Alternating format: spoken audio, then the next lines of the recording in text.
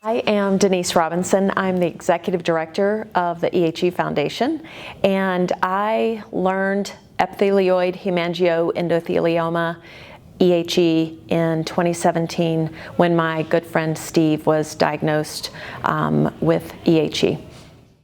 The EHE Foundation is the leading global nonprofit organization dedicated to advancing research and improving outcomes for people with EHE. And our mission aims to do that by really bringing together scientists, clinicians, patients, regulatory bodies, industry people, everyone in a community to work together to find treatments and a cure for EHE.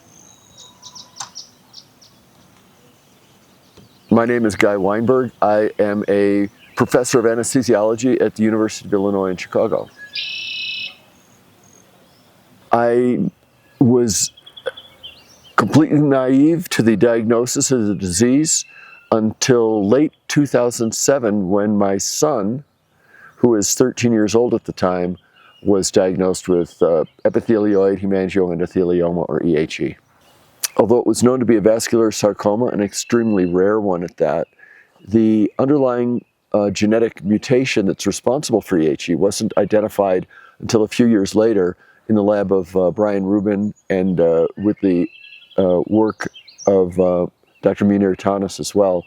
I'm Dr. Brian Rubin. I'm a pathologist. I work at the Cleveland Clinic, and I am the chair of pathology and laboratory medicine. So, you know, it was interesting. I was one of the first people to study EHE at a scientific level. It had been described by famous pathologists, actually, in my field in the 1980s, but it was kind of left and understudied until we picked up the genetics and studied the genetics of it. My name is John Lamar. I'm an associate professor in the Department of Molecular and Cellular Physiology at Albany Medical College.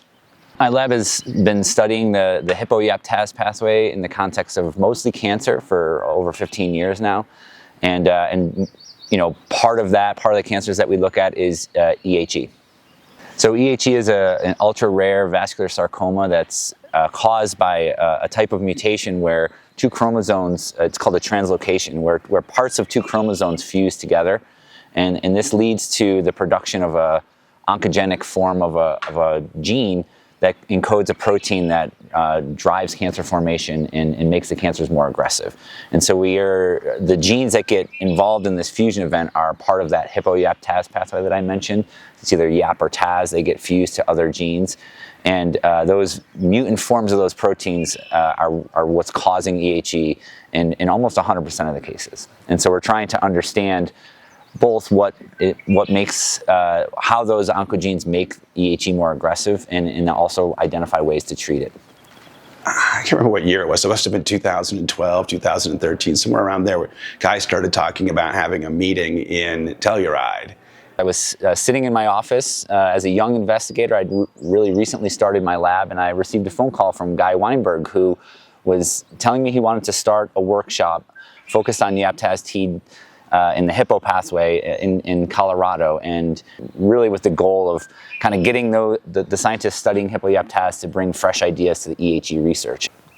This started in 2017, and this year is our 10th anniversary of what I would consider an extremely successful workshop, not only because of its longevity, but primarily its continuity. And not only continuity in the topics, but continuity in the scientists that we've brought together to collaborate. We've had leaders in the field that are well established, and what I would call a feeder team, people just coming out. Unquestionably, the most success that I personally have had in advancing the understanding of the biology of the disease has come through fulfilling my friend Peter Solomon's recommendation to have this workshop. These discussions that people are having, and they're really bringing just unique approaches, and that's what every cancer, what every disease wants, is to learn from another disease what things, what skills, what tools that are in the box can we bring into our disease and advance science. And that's what TSRC is really doing. I mean, we're really looking at collaboration just live. It's happening every minute that we're here.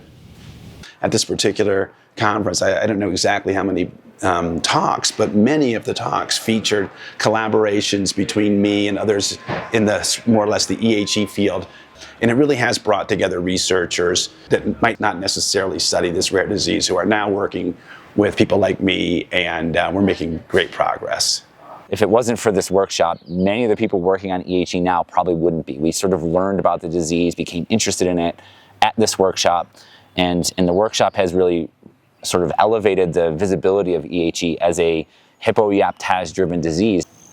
The variety of disease processes that we've discussed in the meeting this week include an array of cancers, 2 different kinds of brain cancer, meningioma and glioma, lung cancer that metastasizes to the brain, liver cancer. Things like fibrosis, which probably is very relevant to EHE. We've got people who work on wound healing, and then we just have experts on the field in general who just study the proteins and how they behave, and all of those people together, I think, have brought in different ideas and perspectives that have allowed the EHE researchers like myself to not only kind of hear from other cancer biologists, but to hear from people who have other ideas, and it helps guide the research in a way that just hanging out with cancer biologists probably wouldn't have done.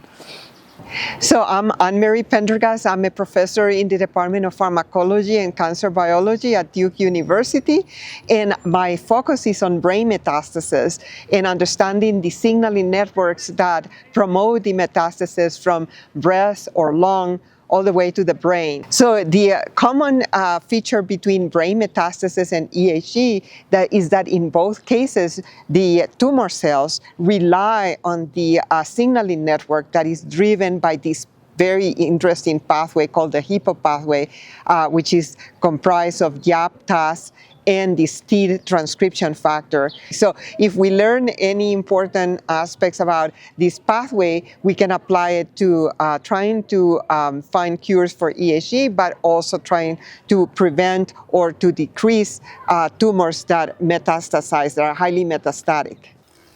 Compared with 2017, the very first year that we had this meeting, we now have really well-established animal and cell models that will help us study the disease, a whole variety of other toolkits, scientific methods that are available that weren't previously.